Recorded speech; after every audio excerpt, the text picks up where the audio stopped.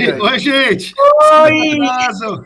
Cristiano. Marcos. Eu acho que o Christian Oi, vamos ouvi-lo, vou sair já que eu tenho que dar aula, porque eu acho que ele quer a única possibilidade de explicação para o que nós estamos passando é o Christian, né? Alguma coisa está acontecendo desse inconsciente coletivo, desse fascismo das massas. Ontem eu até pedi um que eu não tinha, que é um livro justamente do Freud, que parece que ele tem uma explicação bastante pertinente. Já tinha o do William Reich, né? Que é a psicologia das massas do fascismo. A verdade, alguma coisa está acontecendo. É um transe coletivo, nós não tínhamos dúvida, né? Precisamos entender. Agora, uma coisa só rapidamente, que é bastante interessante, eu estava conversando, nós estamos num grupo dos médicos agora, que tenha muita força o Lula. Eu acho que ele é o único cara que tem essa possibilidade, né? O Renato, o Christian, o professor Lênin, porque a quantidade de problemas que foram deixados para esse cara resolver são incomensuráveis, né, Renato? Agora os caras estão começando a falar na correção da tabela do SUS. Recebi agora dos bolsos. E, rapaz, 4 anos ninguém falou. O tal do Mourão... São 7 anos, ou quantos anos que não corrige a tabela do SUS? Ninguém falou nada. 15 anos. Agora estão falando Mourão. Ora, começou o governo do PT, já estão querendo 200 milhões justamente para cobrir de orçamento extra. Ora, meu cara, é para cobrir o roubo que vocês fizeram para a energia. Então, eu acho que nós teremos muito problema e certamente eu espero que o Lula tenha muita força, né, Rovai? Nós estaremos aqui na trincheira fazendo a nossa parte, mas eu tenho certeza que ele vai encontrar muitos problemas, porque realmente encontrou uma população não só fanatizada e dividida, né? Mas com enormes problemas que esse cara deixou para trás e que nós estejamos juntos aqui, porque certamente nós teremos... Mas eu não tenho dúvida, o Lula, com a sua sabedoria... Viu, Rovai, quando a gente... Lembra das lives aqui, quando criticava e falava, pô, escolher Alckmin, frente ampla, meus caros, se não fosse o Lula, o fascismo ia agraçar aqui. Então temos que agradecer todo dia ao Lula. Legal, Caseiro. E vamos juntos, vamos embora. O Dunker tem pouco tempo, deixa eu já colocar a primeira pergunta para ele. Bom. Vamos ouvi-lo. Dunker, que cenário é esse que a gente está vivendo? Se fosse um paciente o Brasil, ou metade do Brasil, o que você aconselharia? Poxa, mas assim, rápido... Eu acho que isso é um processo, né? Um processo que, de certa forma, quando ele chega num ponto de virada, a gente percebe melhor do que ele é feito, né? Com a matéria-prima da coisa, né? Então, já vínhamos há 4, 5 anos num processo de golpe sobre golpe, num estado de exceção mais ou menos continuado, mais ou menos instituído, de ataque e destruição a tudo aquilo que poderia ser assim um referente simbólico, né? Mediadores, universidades, intelectuais, imprensa, né? Quer dizer, é uma combinação do Reich de psicologia de massas do fascismo, né? E sempre atacando as sexualidades divergentes, alternativas, isso é um clássico, junto com o Freud de psicologia das massas, né? E a ideia de que líderes verticais desse tipo estão sempre apoiados na história das nossas próprias fascinações narcísicas e vamos dizer assim, com a figura da autoridade, né? O pai protetor que troca, né, a sua proteção pela subserviência. Bom, isso para falar um pouco do que vinha antes. Eu acho que a novidade agora, nessas últimas manifestações, assim, talvez a textura mesma delirante que organizava o movimento social bolsonarista. E eu acho que, no fundo, nós temos uma tarefa aí, junto com o Lula, dificílima, que 48% da população brasileira sancionou, né, esses 4 últimos anos. Isso é um problema de grandes proporções, porque vai implicar resistência às transformações imediatas e urgentes que a gente precisa fazer dentro das instituições. Isso vai implicar uma transformação cultural que convoca as pessoas. No fundo, precisa um movimento social que a gente não sabe direito de onde pode vir, como pode se organizar, vou chamar assim um pouco exageradamente, recivilização do país. É um ótimo momento assim ou de refundação, ou de reconstrução da nossa história, repactuação, como a gente possa chamar isso. Mas... O Christian, oi. Nosso... Tudo bem? Oi, o grande ponto aí que você estava falando, né, dessa... nós falávamos antes em desfascistização e tal, e você diz como... talvez o grande desafio, né, seja encontrar a ponta disso. Onde começar? Porque, de repente, se a gente erra no método, não funciona, né? Quer dizer, talvez o diagnóstico, né, para saber fazer a pergunta, para poder ter boas respostas, porque é tão complexo o fenômeno, né, que você mesmo, Reich, Jung, Freud, quer dizer, aquela brincadeira do tipo só Freud explica e tal. Gente, nós chegamos a isso mesmo. E talvez essa interdisciplinariedade tinha que fazer uma espécie de comitê de salvação cultural nacional, em que dali se fizesse assim, do tipo, se um cometa se aproximar, eles vão pegar os melhores caras para fazer isso, né? E talvez isso em termos culturais, né? A gente já teve um processo semelhante aí nos países que historicamente viveram situações de fascismo, né? Você tem julgamentos, né? Julgamentos que, na medida do possível, devem ser feitos assim, sem celeridade, mas que possam levar a gente a certas posições, né, do tipo que isso não aconteça nunca mais. Né? Então, acho que em torno da Covid, a gente pode tirar alguns, como você falou, né, Lênin, alguns fios, né, que a gente pode discordar do resto, mas isso não pode acontecer nenhuma vez mais. Né? Um pouco assim, Auschwitz nunca mais. Não sei qual que é a diretriz ética, moral, política, mas isso não pode ter nunca mais. Né? Eu acho que tem um balanço que vai demorar um tempo, mas espero que a gente consiga chegar em alguns pontos de partida negativos que sejam. Né? Outro processo que acho que vai demandar aí um engajamento é assim, pôr à mostra, pôr à luz os mecanismos pelos quais a gente produz, vou chamar aqui entre aspas, né, loucura. A loucura, a gente sabe que ela existe na sua forma natural, né? Que as pessoas sofrem muito com isso, ela requer tratamentos, vamos dizer assim, mais ou menos específicos, mas há formas artificiais de enlouquecimento. Né? Há método para você pegar loucuras mais ou menos singulares, produzir o que a gente está vendo aí com o bloqueio das estradas, né? Estava falando com o Renato, acho muito simbólico o sujeito agarrado ao caminhão. Podemos colocar o vídeo? Vamos colocar o vídeo só para todo mundo ver e ter a mesma... saber a referência. O patriota do caminhão. É o nome do... Vamos ver. Vem mesmo. Vem aqui, inferno. Vem. Esse cara saiu de Caruaru, né? Esse caminho, ele estava numa blitz ali, fechamento de estrada, o caminhoneiro tentou furar o bloqueio, ele se agarrou. E aí ele ficou alguns quilômetros agarrado no caminhão, até que o caminhoneiro foi indo devagar, mas foi indo, falou, não vai descer? Tchau, vou.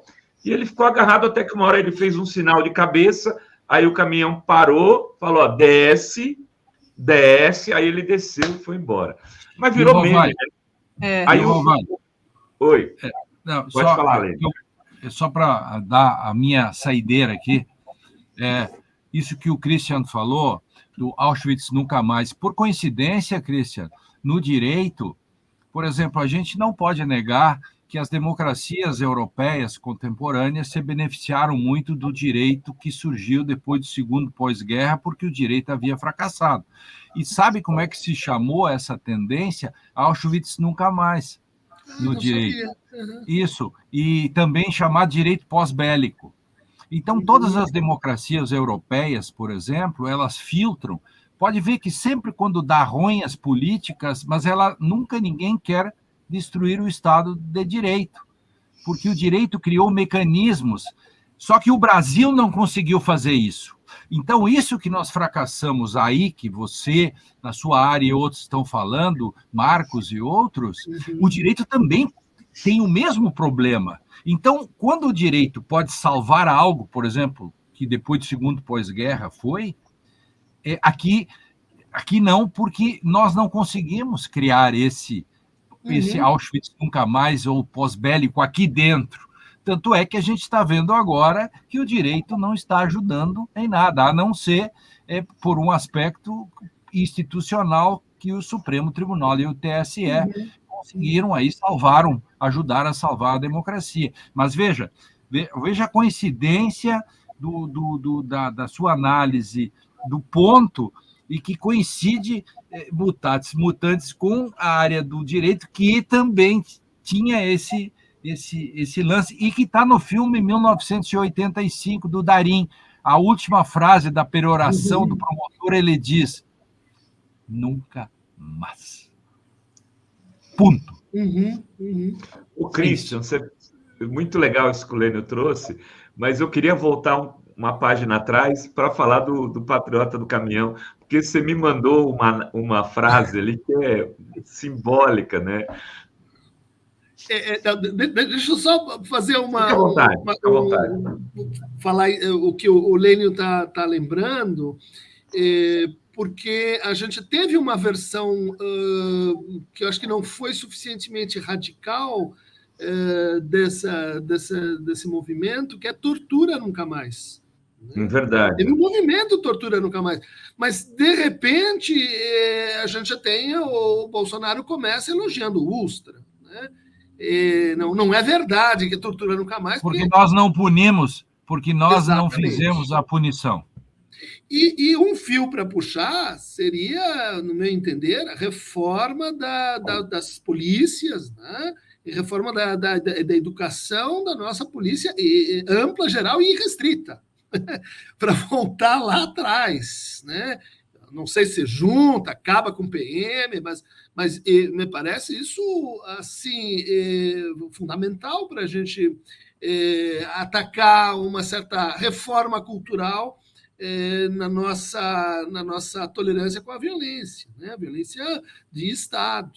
Mas em relação ao homem do caminhão, eu vi uma montagem em que tinha a música do Ayrton Senna junto. Eu não pus porque dá problema de direito. Então, era assim a cereja nacionalista do bolo, né? O sujeito se acreditando a Ayrton Senna, agarrado num caminhão, né? E que eu acho que é um ótimo símbolo para o momento, porque é o caminhão da realidade, né? É o caminhão da realidade que passa por cima, né? E em vez do sujeito descer, em vez de ele se transformar, ele entra numa espécie de autocontradição performativa, né? Em que ele diz assim: eu me agarro no caminhão, o caminhão vai, eu vou de camisa amarela, mas eu não consigo me destacar, né? Perceber que o caminhão é muito maior do que as minhas crenças. Não, eu continuo agarrado às minhas crenças. Eu continuo no para-brisa, né? Assim, de forma vexatória, de forma humilhante, dizer, eu tenho razão, enquanto a vida e a realidade estão levando ele pelas estradas afora. É uma espécie de Barão de Munchausen, assim, ele puxa esse pântano com o seu cavalo junto, quer dizer, ele não tem... é sem fundamento, é o niilismo, né? Quer dizer, Sim. é como o Raskolnikov, que mata a velha da pensão e diz: eu cometi um gesto extraordinário. Quer dizer, é o niilismo total, isso é o sem fundo, sem fundamento, né? O Abgrund, né? Que é o abismo, né? Total, o abismo total. Mas, Pessoal, I rest my case aqui, eu estou saindo, tá? Um beijo, Lênio. Bom fim de semana. Sai Lênio escutando Dostoiévski no final da sua Marcos, fala. Christian, Olha só. abração. Beijo. Tamo junto. Abração. Eu tenho uma pergunta para o Christian. Como que a gente lida com essas pessoas? Porque elas parecem que elas estão num transe e você não consegue. Você manda uma notícia de um jornal, você manda um dado, você manda qualquer coisa que você fala. Você está falando isso porque você é comunista, porque você votou no... Como é melhor a gente esquecer essas pessoas, cortar relações e seguir a vida? Ou a gente, como lidar? Porque não vai dar. Essa alternativa não dá. Quando você tem 48% da população, não dá para você seguir a vida sem olhar e enfrentar isso. Né? Eu começaria lembrando as pesquisas que estudaram aquelas pessoas que acham que o mundo vai acabar. Né? Então, ao longo da história, a gente teve vários movimentos, várias seitas, em que a pessoa começa a declarar que dia 21 de março vai acabar o mundo, em 2021. E isso agrega as pessoas, isso começa a juntar, né, muitas pessoas que já estão tementes, né, inseguras por vários motivos, em torno desse que está dizendo uma espécie de verdade que fala, que ecoa, né, na insegurança de cada qual.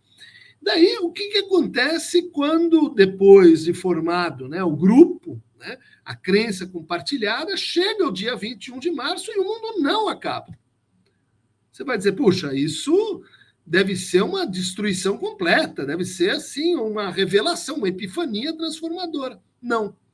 Surgem correções delirantes, do tipo, mas veja, o mundo não acabou justamente porque nós oramos, nós formamos este grupo que foi alertando as pessoas e isso mudou a realidade.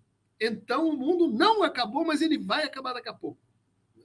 Ele vai... Agora, eu errei os cálculos, ele não é 2021, vai vir em 2022, vai vir em 2030.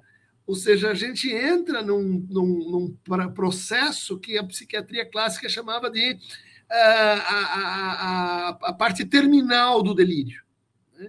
Em que ele vai se enfraquecendo, e ele vai se enfraquecendo um pouco só pelo choque de realidade, e muito mais por uma espécie de fenômeno assim de perda de convicção, de perda de certeza. E que um possante ingrediente para isso é a vergonha. Né? O que a gente está vendo, né? Eu acho que é um grande momento, um grande antídoto que está sendo fornecido. Né? É algo que não causa heroísmo, né? Que mostra como esse heroísmo ele é profundamente vexatório. Né? Ele é algo que envergonha quem está vendo, seja bolsonarista ou não. Ou seja, é uma ótima conversa para começar com o seu amigo que é um bolsonarista médio, né? Não é um possuído completo, dizer, mas você não sentiu vergonha dessa pessoa andando num caminhão? Olha que pena que a gente tem dela. A gente chega a se compadecer, porque parece uma crença muito legítima, mas, olha, ela está sendo arrastada estrada fora. O que você acha disso? O que você tem a me dizer? Né? Ou seja, introduzindo o que está faltando nessa formação delirante, que é a relação triádica.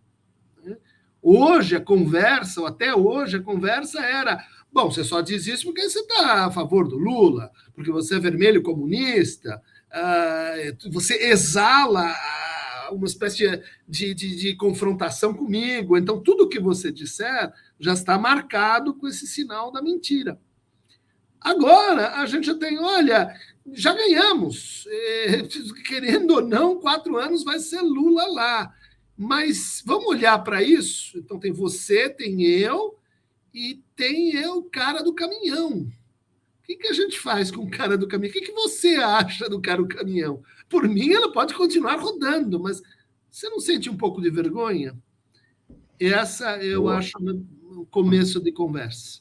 Né? Caseiro, você tem alguma pergunta a fazer? Eu tenho só rapidinho, que eu vou sair aqui.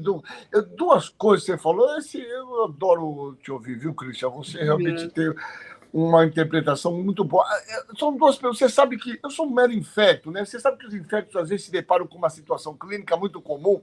É uma tal de síndrome, acho que chama síndrome de Ekbom. Você sabe que muitas vezes os caras acabam encaminhando tudo para o infecto. Que é uns pacientes, Rovai, que eles acham que tem que sair do bicho do corpo deles, né? Eu já peguei pacientes que passaram um ano tomando vermífugo porque acham que aquelas fezes sai bicho pelas peles. E é uma das coisas terríveis, porque não tem como você conversar, né? Então, eu falei, você traz as fezes todo dia, eu vou levar para o meu laboratório, a gente faz exame de fezes com o cara do lado. Ele falou, não, mas o bicho já saiu antes aqui, porque quando saiu, eu vi o bicho, você não consegue, né? Chama síndrome de Ekbom, se não me falha a memória, né? É uma coisa idêntica. Você começa a mostrar as coisas para essas pessoas, elas não conseguem entender. Bom, partindo desse pressuposto, que não é 1, 2, que são... Nós temos 48% da população que estão...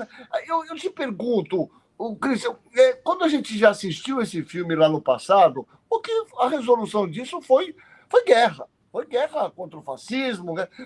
Você acha que em condições normais, quer dizer, mesmo que Lula faça um governo revolucionário, que melhore a condição da população, você acha que a gente tem como sair dessa de uma forma harmônica, de uma forma construtiva? Eu sei que é uma pergunta, obviamente, fácil fazer, que a resposta nós não temos.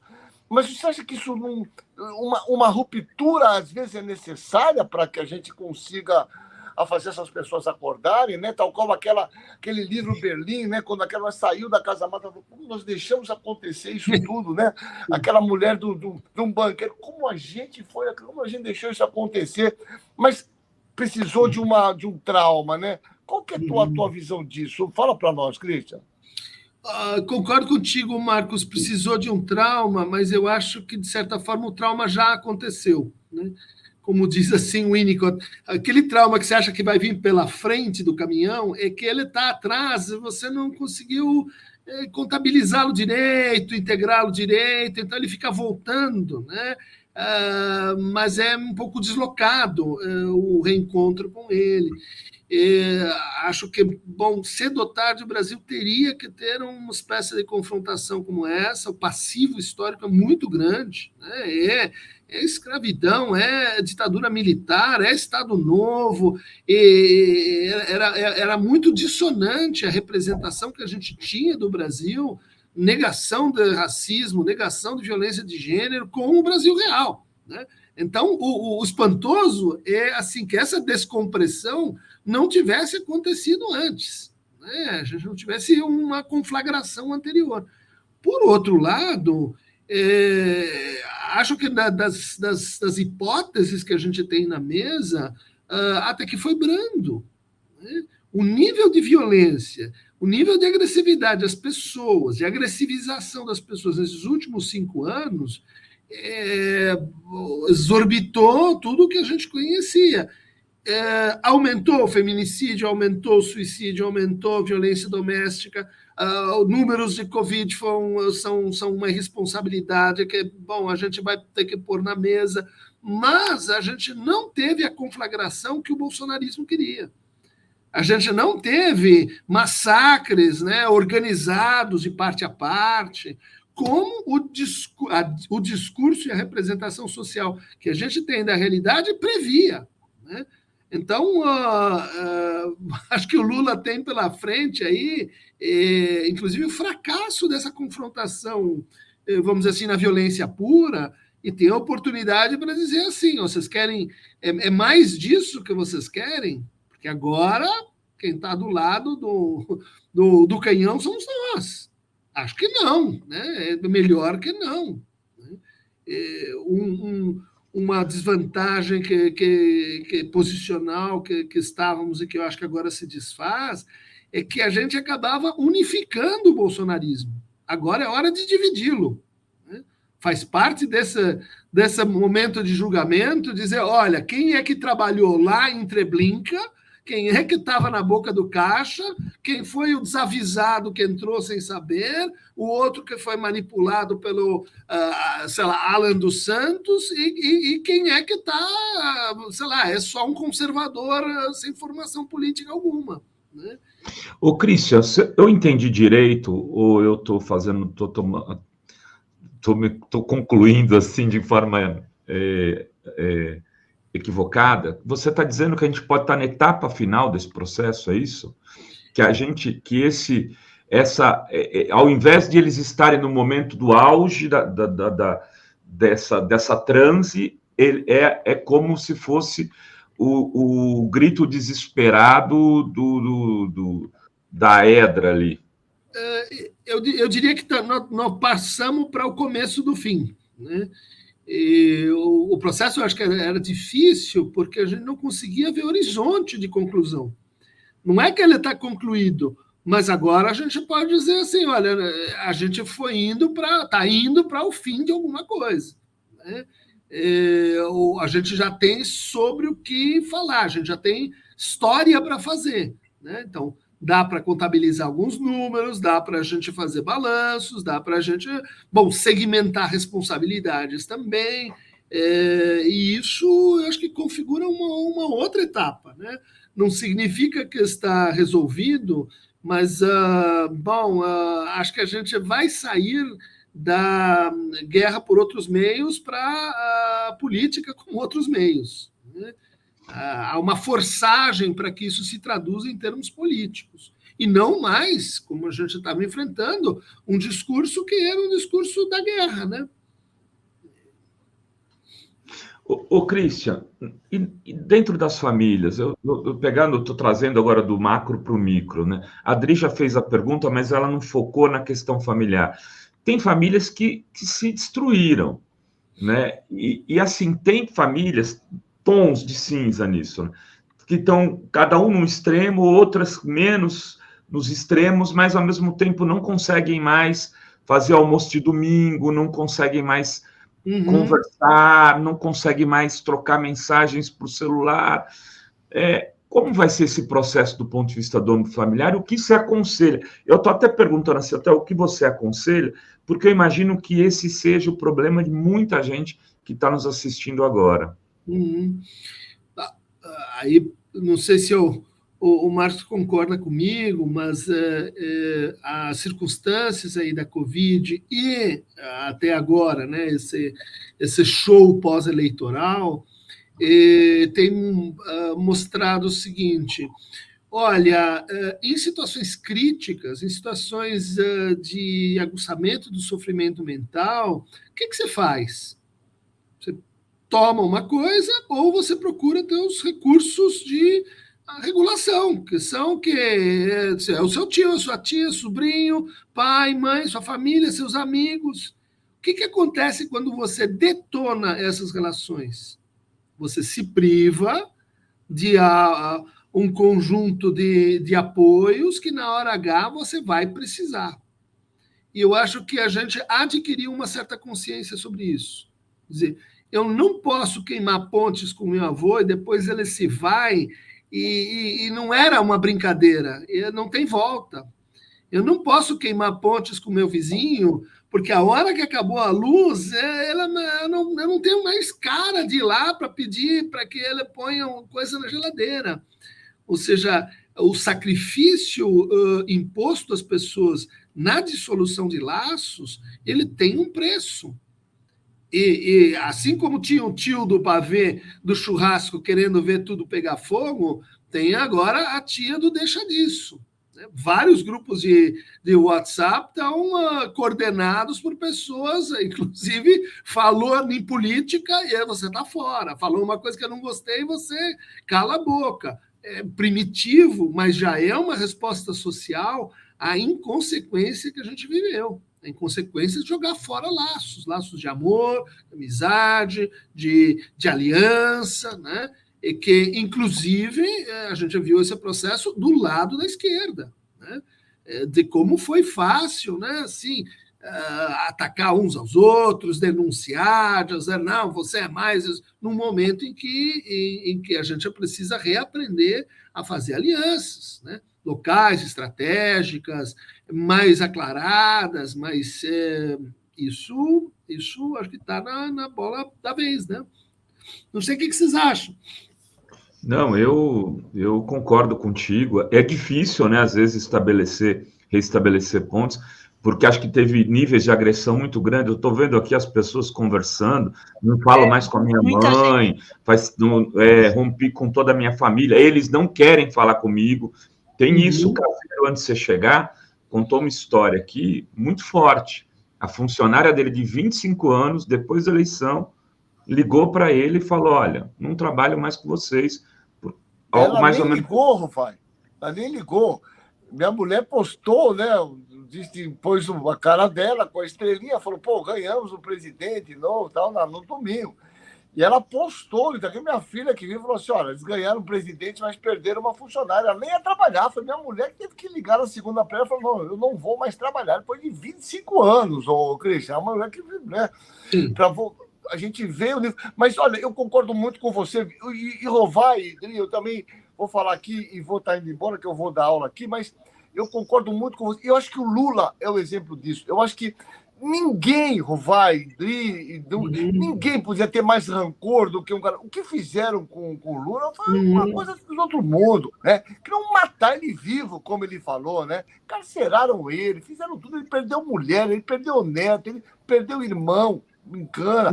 E veja, você vê que ele é um cara que não tem rancor, ele é um cara que mais criou pontes para ganhar essa eleição. Eu concordo, eu acho que a gente tem que ter, não como um ar superior, não. A gente não deve fechar portas, a gente não deve partir para agressão, para o pouco caso. Eu acho que a gente tem que chamar, a única maneira que nós temos é trazer um nível conciliatório para a gente construir o nosso país. Porque se a gente for para o embate, eu tenho essa sensação que não é uma boa coisa, né? Como a gente tem feito, que ainda que dê vontade, né, uma certa ridicularização do comportamento desses caras, eu acho que a gente não tem que insistir nisso, né? Eu acho que esse é o momento de tentar conciliar, viu? Mas indo um pouco ao encontro do que o Dunker falou, que eu sempre concordo muito, né? Mas essa é a ideia, viu, Rovai? Mas vamos ter oportunidade de fim de semana, a gente vai conversar isso com calma, viu, Rovai? Valeu, Caseirão, muito obrigado. Cristiano, o Dunker está com compromisso, eu vou subir o Carlito Neto, o Dunker fica à vontade, se puder ficar mais um pouco, será um prazer imenso aqui. Carlito é youtuber, não sei se você conhece, lá de Sergipe, uma audiência fantástica. Você precisa ir um dia no canal do Carlito lá, viu, Dunker? Tudo bem, Carlito? Você está sem som, meu amigo. Opa, estamos aqui, tudo ótimo, Dri, Rovai, Christian, prazer estar aqui com vocês nesse bate-papo, falando aqui do Estado que é 100% formalizado na educação, né? Diferente do que o mito diz, o Nordeste ali são estados compostos por estados que as pessoas estudam, se preparam, têm capacidade, foram alfabetizadas, e a partir do momento que a gente passou a ter conhecimento, a gente passou a se politizar. Eu tenho o prazer de dizer para vocês que no meu estado, que é o estado de Sergipe, a gente tem 75 municípios e o presidente Lula venceu nos 75. Aqui o fascismo não passou perto jamais e nunca vai passar. E ontem, inclusive, o ministro do genocídio, o senhor Marcelo Queiroga, foi vaiado aqui em Aracaju, tá? No Teatro Tobias Barreto, tá tendo um evento aqui no Nordeste, ele foi sonoramente vaiado. A gente não vai esquecer o que eles fizeram. Muito bem. Ô, Christian, eu queria tocar nessa questão mais a perspectiva política agora, né? Se você se sentir à vontade, assim, você acha que quando você fala nisso, que a gente tem que partir para um processo de conciliação, eu estou entendendo isso. Isso tem que se espelhar também na formação do ministério, nas pessoas que a gente vai fazer, no debate com a mídia tradicional, talvez numa repactuação com parte da igreja evangélica, escolher novos aliados, é isso que eu que eu estou entendendo. Estou fazendo assim, a partir de uma análise psicanalítica, um olhar para a política. Você daria essa receita? Eu tenho essa... É uma tese mais antiga, né, de que por certas razões ligadas à nossa forma de colonização e à própria maneira de enfrentar conflitos, e a aspectos do nosso ordenamento jurídico, a gente não tolera voltar atrás, pedir desculpas, né? A nossa cultura acha que quem faz isso é fraco. Quem faz isso, no fundo, é uma pessoa que não tem outra coisa, não tem outra saída, né? Eu acho que chegou um momento de autocrítica, né? Autocrítica para todos os lados, é assim que a gente ensina o outro também como é que ele pode voltar atrás. Voltar atrás é um ato simbólico da mais alta magnitude. E compreendo que a gente atrasou um pouco esse processo, porque voltar atrás, quando o outro está dizendo e está gozando com isso, é o exemplo do que está querendo dizer. Você fica imobilizado. Você vai dizer assim, não vou pedir desculpas, por quê? Porque isso não é uma verdadeira desculpa, não é um pedir desculpa crítico, isso é humilhação. Que é a tradução, né, nacional desse ato simbólico. Voltar atrás é humilhação. Temos um momento aí importante para poder refazer também o que do nosso lado propiciou a aparição desse resultado, né? 40% das pessoas votando, sancionando esses 4 anos. Apesar, concordo muito com a observação aqui, que esses 40 foram inflados por táticas de guerrilha, por bloqueios, estradas e etc. Né? Mas, no fundo, é uma boa hora para a gente dizer e prometer, como disse Hannah Arendt, né? Os 3 gestos fundamentais, né? Prometer, perdoar, pedir desculpas e recomeçar. Né? Eles estão ligados. Né? Então, não sei como que você vê, Renato, mas, de alguma forma, tem que haver um discurso um pouco mais detalhado sobre a corrupção, sobre segurança, uma retomada do que são os movimentos sociais, isso que o Calito falou, quer dizer, a educação é o caminho óbvio para essa retomada, né?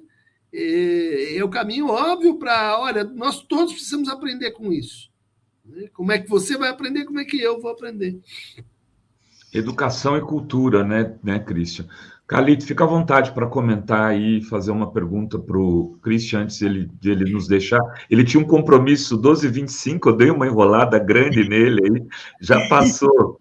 Se estiver muito apertado aí, Christian, só dá uma... Manda, Calito.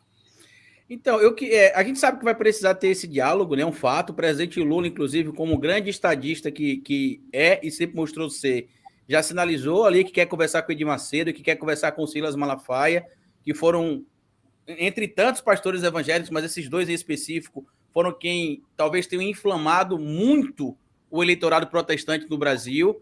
E é o que eu falei em um vídeo que, por coincidência, vai sair mais tarde aqui lá no meu canal, que agora é hora de dialogar. Porque a gente sabe que dos 58 milhões de votos bolsonaristas, de Bolsonaro, perdão, nem todos eram bolsonaristas, fascistas, nazistas, enfim. Eu acredito ali pelas pesquisas e pelos estudos que eu tenho feito, que em torno de 20% a 25% desse eleitorado é o mais radicalizado, é aquele que estende a mão, similar ao que acontecia na Alemanha nazista, é aquele que replica o lema fascista do Deus, Pátria e Família, é aquele que replica o lema nazista da Alemanha acima de tudo e o Brasil acima de tudo. Isso representa 20% a 25%.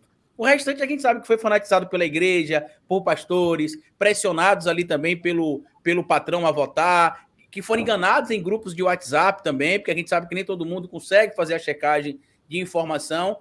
E o que eu queria saber especificamente de você, Christian, qual alternativa que você acha que a gente pode encontrar para isso? Porque o que o presidente Lula está fazendo com os evangélicos é que é conversar com as lideranças, esquecer o que eles fizeram e, pelo bem do Brasil, dialogar. Sei que muita gente não vai gostar, Rovai, disso aí, a gente já precisa avisar, né? Esse diálogo do Lula com o Malafaia, com o Edir Macedo, mas será necessário, não por eles, mas pelo povo evangélico que foi enganado. O que é que você acha, Cristian, que pode ser feito aí para a gente superar isso e com menos rancor possível, né? Uhum.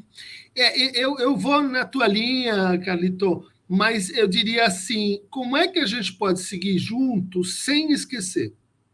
Ou seja, sem esquecer que, olha, manipulação religiosa, de voto político, é uma coisa que não está certa. Você concorda que não está certo? Eu concordo que não está certo. Ou seja, a gente precisa refazer o que a gente entende por conversa, o que a gente entende por diálogo, o que a gente entende por pacto, inclusive. Porque quando você diz assim, no atacado, vamos conversar com o Edir Macedo, eu digo, eu quero ver mais transparência nessa conversa. Né? Eu quero participar dessa conversa. Eu quero que os outros pastores, R.R. Soares e companhia, também opinem nessa conversa. Eu quero ouvir de Malafaia por que ele está voltando atrás. É fácil você dizer agora, não, estou com Lula. A gente precisa refinar a conversa. Esse pacto, vamos dizer assim, nas nuvens, esse pacto por atacado, ele deu errado. Ele deu errado em vários níveis. Né? E isso que talvez a gente tenha que agora decisivamente exigir. A gente tem instrumentos, né? A gente tem o teu canal, tem o meu, Renato, tem instrumentos para tornar essa conversa mais transparente, mais capilar. Ou seja, senta aqui, Edir, me conta como é que vamos contar essa história junto. Não vai dar para mentir, dizer que você não fez essa bobagem. Você fez essa bobagem. Pode ser que eu tinha feito outra aqui também, mas então nós vamos contar essa história direitinho, né? No miúdo. E esse é o processo que eu acho que ele sedimenta, não uma conversão por ocasião, não uma conversão fisiológica, né? Uma verdadeira transformação do nível da conversa, que é o que a gente precisa. Né? Então, falou em terra plana, vai ter que dizer que não. Eu quero que venha aqui a público dizer que não era bem assim. Ou você pensava assim, agora você não pensa mais. Eu quero a tua declaração, não quero só o teu voto, a tua aliança. Gente, agora eu vou precisar ir. Vai lá.